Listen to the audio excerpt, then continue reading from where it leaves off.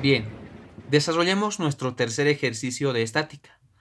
Acá el enunciado del problema me indica que una barra homogénea de peso P y longitud L está en equilibrio en una cavidad semiesférica, lisa de radio R, tal como se muestra en la figura adjunta.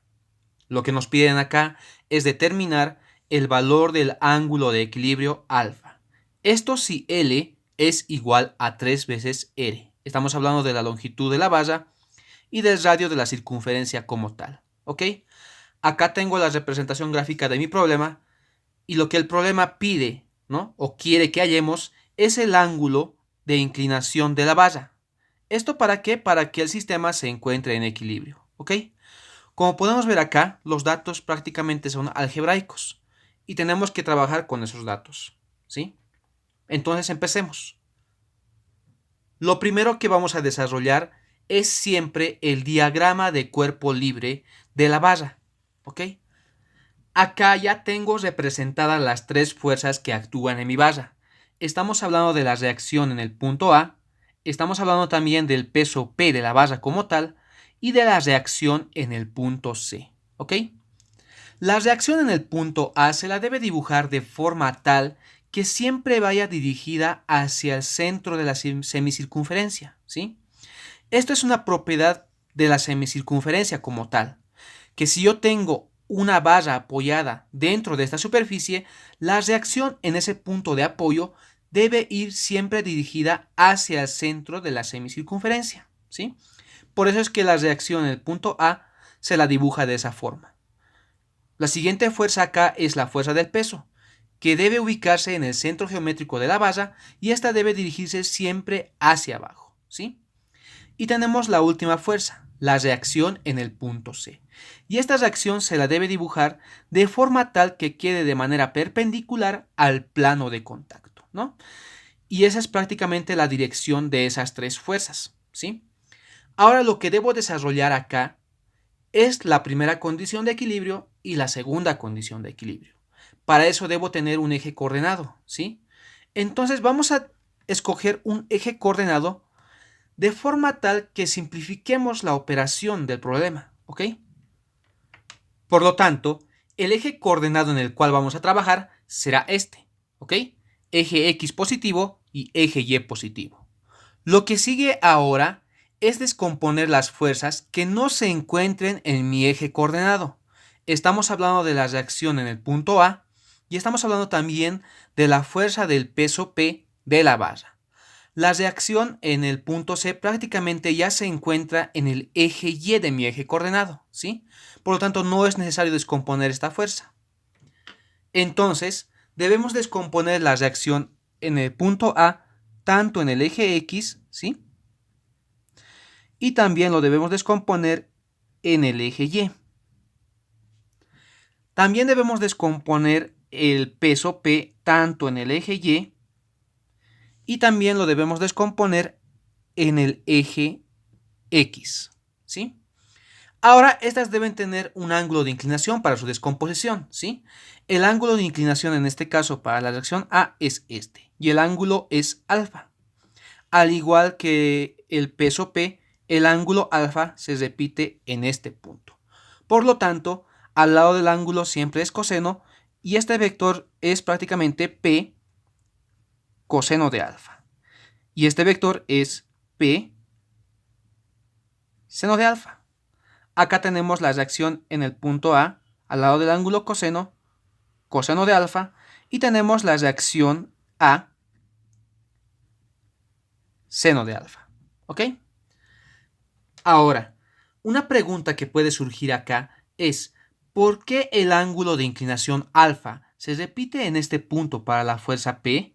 ¿Y por qué el ángulo de inclinación alfa se repite en este punto para la reacción en mi punto A? ¿Sí? Entonces analicemos la primera parte. Si vemos el gráfico desde el punto de vista geométrico, vemos que el ángulo alfa también se repite en este punto, ¿sí? Trazando una línea paralela a la superficie horizontal de mi gráfico. Vemos que el ángulo, nuevamente lo vuelvo a decir, vemos que el ángulo alfa se repite en este punto. Y por propiedad del asterisco que ya habíamos visto en anteriores videos, el ángulo como tal también se repite en este punto, ¿ok? ¿Qué pasa con el ángulo de inclinación alfa para la reacción en mi punto A? Ya habíamos indicado a inicios que la reacción A debe ir dirigida siempre hacia el centro, ¿sí? Y si vemos acá en el gráfico, tenemos un triángulo isósceles, ¿sí? Triángulo isósceles. ¿Por qué? Porque prácticamente estos dos lados tienen una longitud R, ¿sí? El radio de la circunferencia.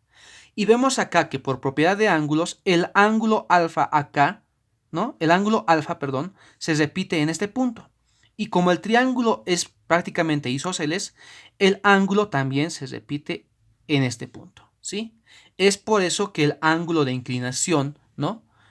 Alfa se repite en este punto para la reacción A, ¿ok? Lo que sigue ahora es dibujar las líneas de acción de todas las fuerzas que actúan en mi barra.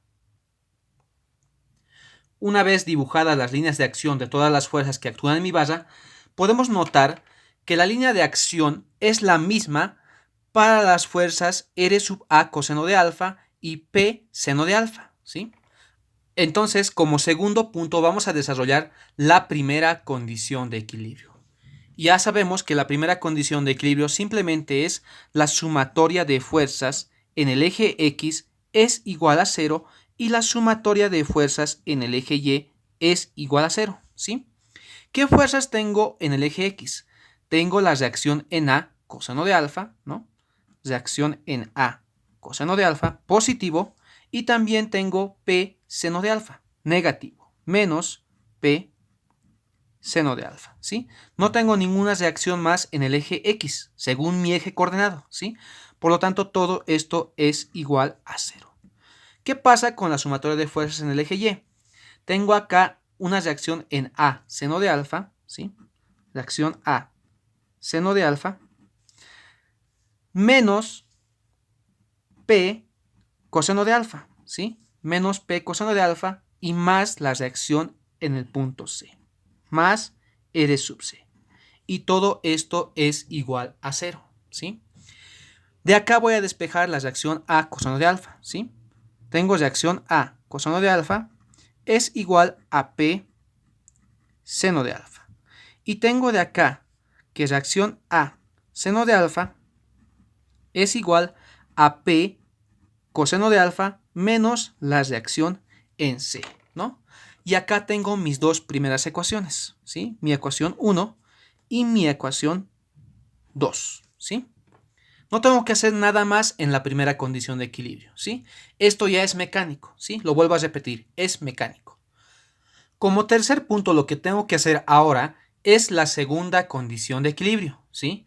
Entonces, para desarrollar la segunda condición de equilibrio, debo escoger un punto en el cual yo tengo que desarrollar sumatoria de momentos.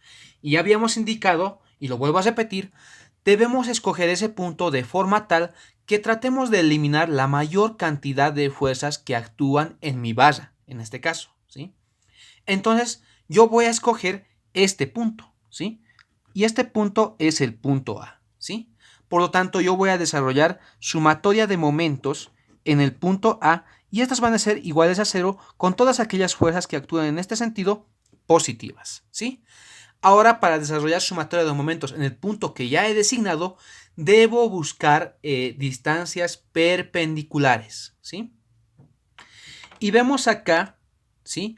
Que las únicas fuerzas que vamos a analizar, y esto por simplicidad, ¿no? Y es por eso que habíamos escogido este eje coordenado, son simplemente la reacción en el punto C y la fuerza P coseno de alfa, ¿sí? ¿Por qué? Porque P seno de alfa prácticamente pasa por el punto en el cual yo estoy desarrollando sumatoria de momentos, al igual que la reacción A coseno de alfa y también la reacción A seno de alfa, ¿sí? Por lo tanto, simplemente en este caso tengo que hallar dos distancias perpendiculares. Y vemos aquí de manera clara que la primera distancia, que es la del peso, ¿no? La voy a llamar distancia de sub P, es simplemente L medios, ¿sí? Es L medios. Esto es igual a L medios. Lo voy a dibujar de esta forma, ¿ok? Lo voy a escribir de esta forma, perdón, ¿sí? Es L medios. Y esta es una primera distancia perpendicular, ¿sí? ¿Qué pasa con la distancia perpendicular en la reacción en el punto C? Tengo esta distancia que le voy a llamar d sub r, ¿sí? Esta distancia también es perpendicular, ¿sí? Esta distancia es perpendicular.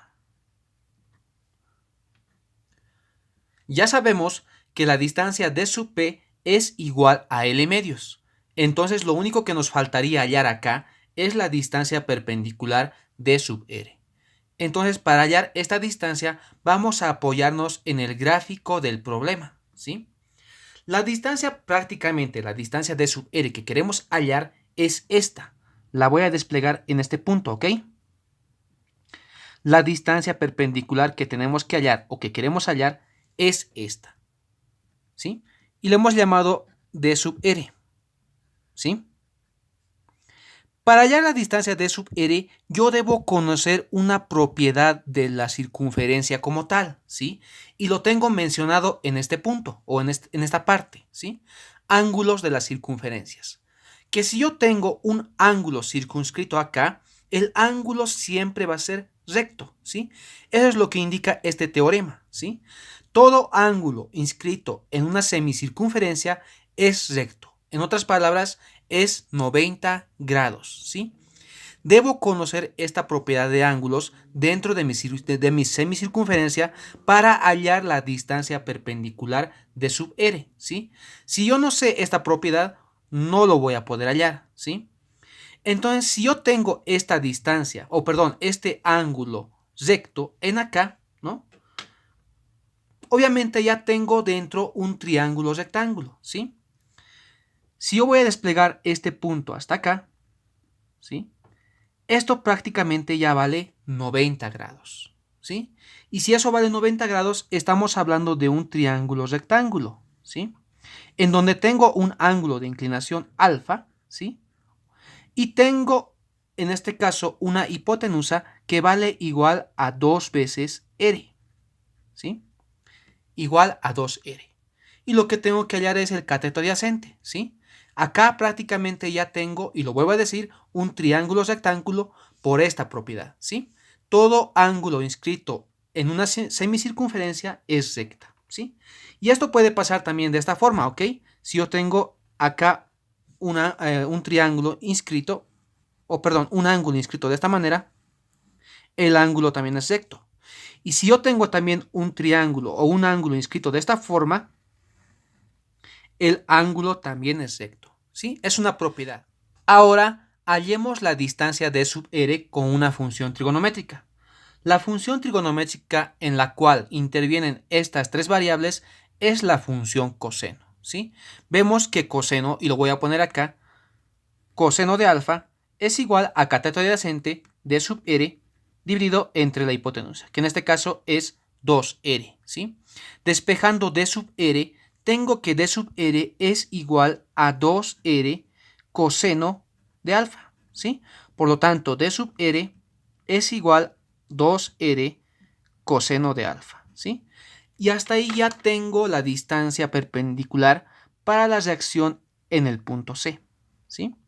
Ahora sí, ya puedo desarrollar la sumatoria de momentos en mi punto A, ¿sí?